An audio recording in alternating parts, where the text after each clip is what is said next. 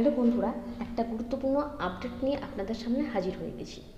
আপনাদেরকে এর আগের বেশ কয়েকটা ভিডিওতে সুপ্রিম কোর্ট থেকে এসএসসির যে নিযুক্ত 2016 সালের যে সমস্ত শিক্ষকর্মীদের চাকরি বাতিল হয়েছে, প্রায় 35,753 জন মতো, তাদের চাকরি সংক্রান্ত বিষয়ে যে আপডেট দিয়েছি, আজকে একটি গুরুত্বপূর্ণ আপডেট দিয়েছি। যে সমস্ত যোগ্য টিচার রয়েছেন এবং অযোগ্য টিচার রয়েছেন, যে তালিকা কিন্তু এখন পর্যন্ত সুপ্রিম কোর্টে যেভাবে রাজ্য সরকারকে জমা দেওয়ার কথা বলা হয়েছে, 4 জুন ভোটের রেজাল্টের পর এসএসসির যোগ্য ও অযোগ্যদের তালিকা সংক্রান্ত বয়ান পাল্টে যাবে কিনা সেই নিয়ে কিন্তু যোগ্য টিচাররা এখন ধন্দে পড়েছেন এবং একাংশ কিন্তু এই নিয়ে কিন্তু একটু চিন্তায় রয়েছেন।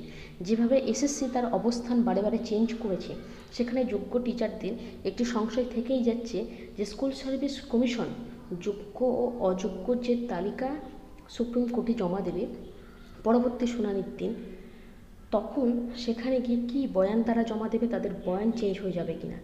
আপনারা প্রত্যেকেই জানেন যোগ্য ও অযোগ্যর তালিকা কলকাতা হাইকোর্টে যে ডিভিশন বেঞ্চ অর্থাৎ স্পেশাল যে ডিভিশন বেঞ্চ করা হয়েছিল এই মামলাগুলোর শুনানির জন্য, সেখানে কিন্তু কমিশন ঠিক মতো করে সেই তালিকা কিন্তু জমা দেয়নি এবং সেই মামলা সুপ্রিম কোর্টে যাওয়ার পর আপনারা জানেন দুটো পরপর শুনানি হয়েছে। এরপর আগামী 16 জুলাই কিন্তু আবার শুনানি রয়েছে। সেখানে কিন্তু রাজ্য সরকারকে পুরোপুরি তাদের অবস্থান এবং কমিশনকে বারবার বলা হয়েছে যাতে যোগ্য অযোগ্যদের প্রপার তালিকা তারা যেন তুলে দেয়। এর আগে কিন্তু যোগ্য ও অযোগ্যদের তালিকা তুলে দেওয়ার জন্য সুপ্রিম কোর্ট থেকে কিন্তু 5,250 জনের যে তালিকা দিয়েছিল, এরপর কিন্তু স্ক্রুটিনি করতে গিয়ে বা ভেরিফিকেশান করতে গিয়ে সিবিআই থেকে কিন্তু আরও ধরনের দুর্নীতি সামনে এসেছে এবং সেই সংখ্যা বাড়তেও পারে। আপনাদের এই নিয়েও কিন্তু আপডেট দিয়েছি। এবং সুপ্রিম কোর্টের এই অন্তর্বর্তী স্থগিতাদেশ থাকাকালীন শিক্ষাকর্মীরা তারা তাদের স্কুলে জয়েন করেছে এবং সেখানে কিন্তু সুপ্রিম কোর্ট থেকে স্পষ্টত বলা আছে মুচলেখা দিয়ে কিন্তু স্কুলে জয়েন করতে হবে।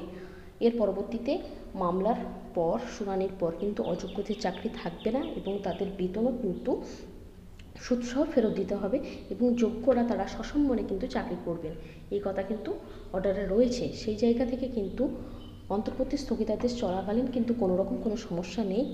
তাদের চাকরি করতে হলে অবশ্যই মুচলেখা দিতে হবে, কিন্তু শিক্ষাকর্মীরা দ্বন্দ্বে রয়েছেন এবং সংশয়ের মধ্যে একাংশ রয়েছেন যে কোথায় মুচলেখা দেবেন। কারণ কমিশন থেকে বা রাজ্য সরকার থেকে কোনো রকম বিজ্ঞাপন দিয়েও বিষয়টাকে সগোচরে আনার কোনো পরিকল্পনা নেই। তারা স্কুল খুলে গেছে, স্কুলে জয়েন করেছে এবং 10 জুন থেকে ছাত্রছাত্রীরাও স্কুলে আসতে চলেছে শিক্ষামহলে, কিন্তু কোথায় মুচলেখা দেবে শিক্ষা দপ্তর থেকে কোনো রকম নোটিফিকেশান নেই।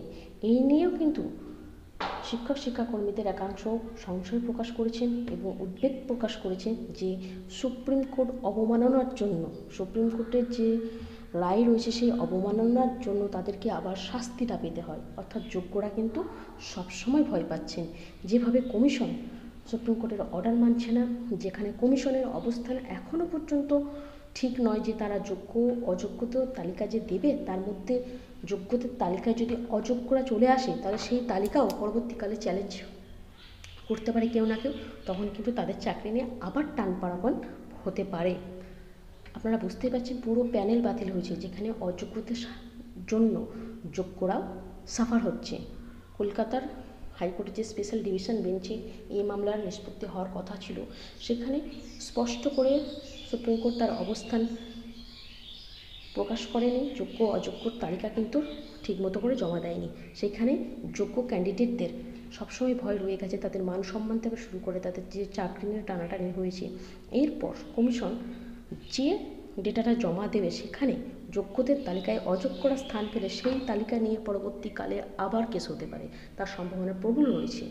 আর এর মধ্যে 4 জুন কিন্তু ভোটের রেজাল্ট যেভাবে চেঞ্জ হয়েছে, সেই রেজাল্টের পর এসএসসির যোগ্য ও অযোগ্যদের যে তালিকা, সেই তালিকার বয়ান বা সংক্রান্ত বিষয়ে যে বয়ান রাজ্য সরকার বা কমিশন দিয়েছে সেটা চেঞ্জ যদি হয়ে যায় তাহলে যোগ্যরা কিন্তু সেই নিয়ে কিন্তু একাংশ ভয় পাচ্ছেন। এটা ভয় পাওয়ারই মতো একটা বিষয় তাদের মধ্যে দেখা দিয়েছে। তো দেখা যাক 16 জুলাইয়ের আগে এসএসসি কীভাবে তার তালিকা প্রস্তুত করে জমা দিচ্ছে, অথবা এই যে মুচলেখা দেওয়ার যে বিষয়টা ছিল সেটা কিন্তু সুপ্রিম অবমাননা হচ্ছে। এই জায়গা থেকে তাদের অবস্থান আরও স্পষ্ট করা দরকার এ বিষয়ে কমিশন কী জানায় বা কী ধরনের নোটিফিকেশান আসে আপনাদের সাথে শেয়ার করব। আপাতত এই ভিডিওতে এই আপডেটটা দেওয়ার ছিল, পরবর্তী ভিডিওতে এরকম আপডেট নিয়ে আবার আসবো।